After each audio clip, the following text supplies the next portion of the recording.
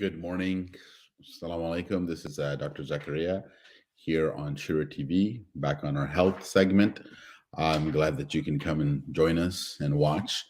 Hopefully, you've had a great Eid a couple weeks ago, and Ramadan has passed, and it's been a while since we've been on, but we decided to get back on track and get back to our health topics weekly. I'm glad that you can come. And again, we wanted to encourage you to make comments and suggest topics that you're interested in and that you'd like to hear about on our show. Currently, we're in the month of May 2022, and we're progressing into the summer season of 2022. Thank God, COVID numbers are down. People are somewhat getting back to normal life. Mask mandates are gone. But you still be careful in your places where you don't know what's going on. And there's a little bit of a uptick in some areas in terms of COVID infections, but they're very mild and manageable. And just be aware and take care of yourselves. And today we wanted to discuss a little bit about prostate health. And obviously, prostate health is something which is more important to men and to women who have husbands that are possibly suffering from signs or symptoms of prostate issues. And we wanted to highlight a couple of things that we should be aware of and how we can seek proper assessment and treatment for that problem if it arises in our loved ones or in our fathers or grandfathers or uncles or any males in our lives. So that's what we're going to focus on. And we wanted to talk a little bit about the prostate and some warning signs of prostate pathology or issues. That's what we wanted to talk about. Again, if there are topics that you want us to cover and discuss and elaborate on, please, in this comment section, email us or comment to us and let us know what you'd like to be covered so that we can cover it in one of the future weeks, inshallah, this coming year. We'd love to hear from you and for you to be participating and to actively cover things that you like to hear about. That's very important for us. We'll do one segment on summer health since summer season is coming and the weather is going to be heating up and getting hot.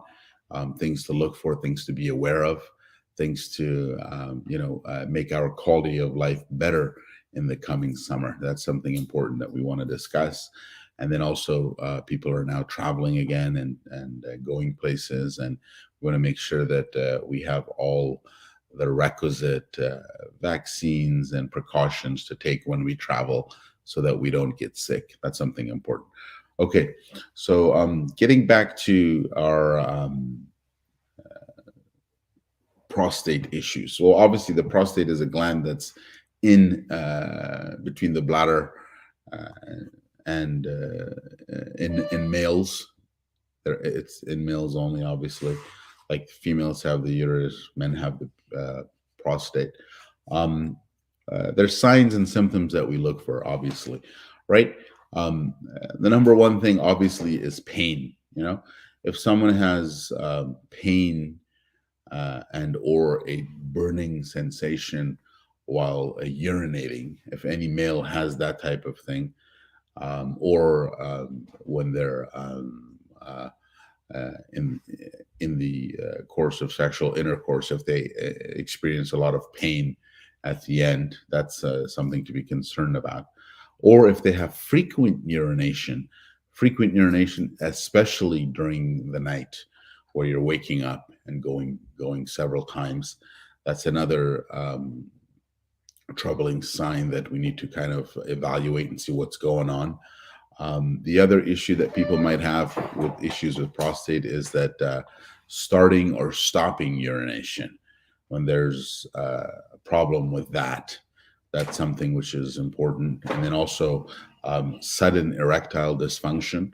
If that's something which has come up and you don't have diabetes and you don't have any other preconditions that can cause that, then your prostate needs to be examined and looked at.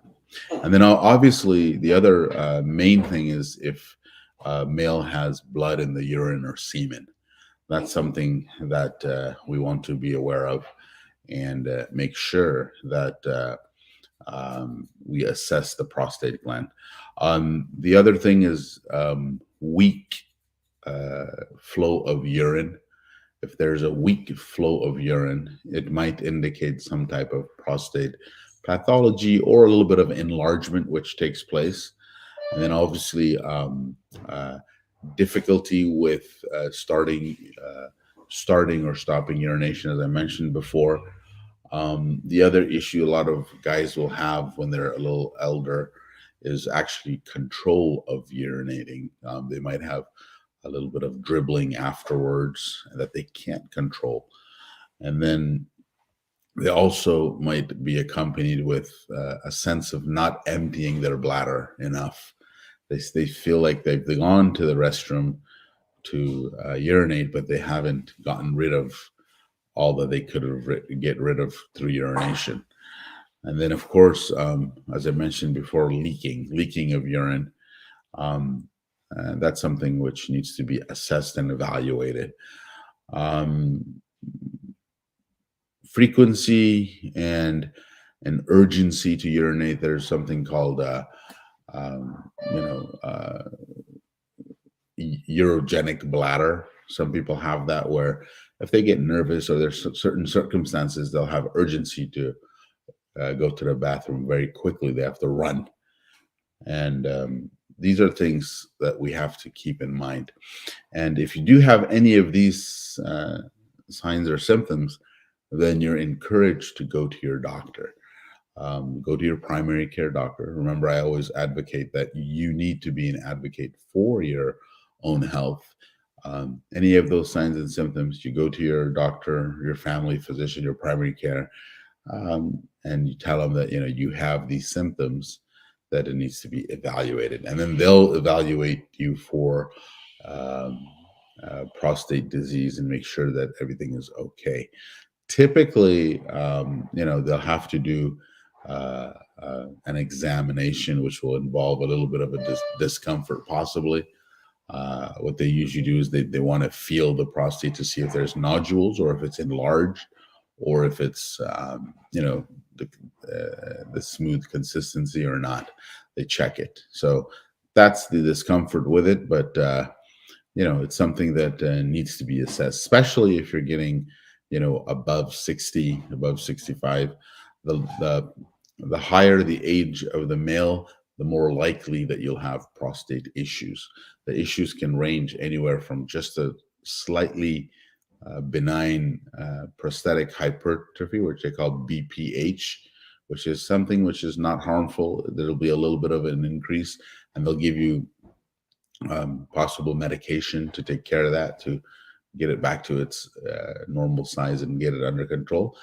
To the furthest extent is a prostate cancer, which is something which is an overgrowth. So they need to clear that, and they'll take care of that with laser surgery, with open surgery. So that's the whole wide range of it. But it's nothing to be alarmed about. It's something which you can take care of. You can go and get treatment for as an elderly man or as a middle-aged man.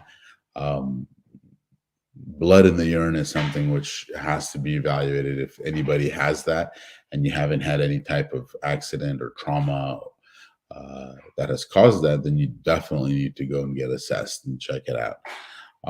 Things that are not good are obviously anything that's not good and causes any type of carcinogenic tendencies, like smoking, anything like that, or being exposed to environmental toxins. These things will increase the risks of these types of pathologies. So we want to keep away from those things. Some people do check their prostate at home. It's a little bit of an involved process. We won't go through it here, but there are how-to videos on YouTube. There are recommendations online with different urology groups. Eventually, your urologist is the referral that your primary care doctor will get for you, so that you can go and check your prostate and make sure that everything is okay. Um, the other issue is, how do we prevent negative things for happening to the prostate, or how can we what can we do in our normal daily lives, right? Number one is our diet. It's very important to have a diet which favors fruits and vegetables, and that we at least try to get our 5 servings of fruits and vegetables per day, whole grains instead of breads, and choose the whole grain pastas and cereals if you're someone that likes those things. Limiting consumption of red meat, including, beef, lamb, goat, especially processed meats such as bologna, the deli meats that are high in nitrites, hot dogs which are high in nitrites. Find a brand that is low in nitrites, and what they call, it hasn't been this curated meats. It hasn't been smoked, it hasn't been processed. The less processed, the better it is for your health and for your prostate. So that's very important. Other things that we tend to focus on is a high sugar diet. High sugar diets have been shown to correlate to higher prostate pathologies. That's something which you need to keep in mind. Avoid the sodas and sweetened drinks, as those are the number one way that Americans get their sugar, or over stimulated with sugar. So if you can avoid the sweet drinks, that's the bulk of it. And then, of course, the fruit juices and desserts and sweets, eat those occasionally. Cutting down on salt. This is also something which helps you with prostate health. And then just obviously portion size, controlling that. And then red meat and curated meats that are processed should be avoided or decreased in terms of frequency of intake. That's very important to keep in mind.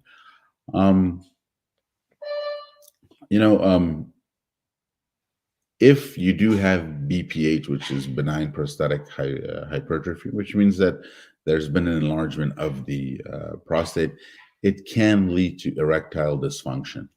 So that's another aspect of life which will get affected by prostate health, is your relations in terms of your sexual relations. So that's something important to keep in mind. And if you do and are getting problems in that aspect of your life, then of course your doctor will have to assess your prostate to make sure it's not enlarged to a degree where it's causing these pathologies. That's another thing that you need to make sure that the doctor checks. They'll check if you go and let them know. Don't be shy about it. You have to let them know. If you don't let them know, the doctor can't have solutions for you. So that's very important when you're with your physician, primary care, whether it's your doctor or your NP or PA, as we see a lot these days when you go to offices. Be open and tell them exactly what the problems are, so that they can come up with a solution for you. Otherwise, if you kind of hesitate and not let them know what's going on, they can't help you. It's very important to keep that in mind. And then, of course, they have different supplements and nutrients for prostate health. There's a few of them that are on the market out there. There's a company called Nugenix, Nugenix. It seems to have good reviews on their prostate formulas, where it keeps your prostate in good health, so it does not have that hypertrophy or overgrowth. And it does also balance your hormones. The main root cause of prostate issues is usually overproduction of testosterone and the regulation of testosterone in the body.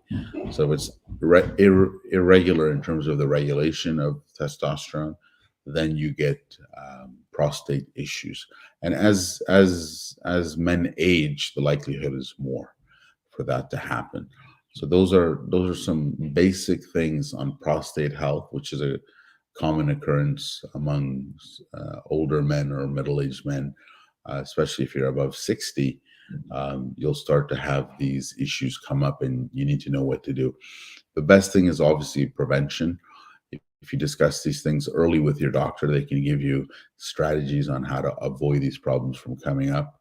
And that would be the best. Prevention is best, right? We want to keep that in mind. Um, Other than that, on the prostate, those are the issues to keep it healthy. If you do need a referral to a physician in the Orange County area, there are very good urologists that we can give you referrals to that you can go to. And then the best source for you would be your primary care doctor. If your primary care doctor knows what's going on and you communicate with them clearly, then they can get you to the right specialist so that they can take care of you. There are many different home remedies that you can find on the internet and on the uh, uh, computer for prostate health, and most of them are, different types of green teas, which are antioxidant rich. So anytime you have any type of antioxidant need, is because the basis of the problem is, or the basis of what they call prostatitis is the inflammation of the prostate tissues. The basis is inflammation. So you need things that are anti-inflammatory to keep those things in check so that the prostate gland does not enlarge. So for you to have anti-inflammatory things, it's things that are filled with antioxidants, which number one are your vitamins and minerals that you take that you can get from fruits and vegetables. If you're getting 5 servings of vegetables and fruits a day, that would be great. But if you're not getting it, then you can supplement. And the supplementation is something where, um, you have to pick some good vitamins and minerals that don't have fillers. And specifically, you want things where um, they've been at least evaluated by some type of uh, board or some type of independent third party verification that these are good vitamins and they don't have fillers. Again, green tea has a lot of antioxidants. Blueberries have a lot of antioxidants. These kind of things are very good foods for um, prostate health, as well as there's a whole list of anti-inflammatory foods. If you go to your computer and Google anti-inflammatory foods, you'll get a whole list of them. And those are the things that you need to consume more of. And they'll let you know what are inflammatory foods as well. There's a whole list of those too that you can get. And foods that cause inflammation, there's a whole list of those too. And you want to avoid those as much as you can. So those are the things that you want to keep in mind. Other than that, go to your family physician if you do have any of those signs and symptoms that we discussed. And most of them have to do with in and around frequency, urgency, or pain with urination. And then, of course, if you have any kind of dysfunction in terms of sexual dysfunction, on erectile dysfunction, sudden erectile dysfunction, and you don't have any other causative issues for that, like diabetes or anything else. So those things or if you see blood in the urine or semen, those are telltale signs that you need to go and get assessed for prostate health. I think with that, we have enough that we've said on this topic. Excuse me. We can discuss more and bring more aspects of it. If you have any questions or concerns, please let us know, and let us know what other topics you'd like to cover so that we can cover it for you and keep our viewers informed. Thank you very much for joining us this week, and we'll see you next week. Thank you.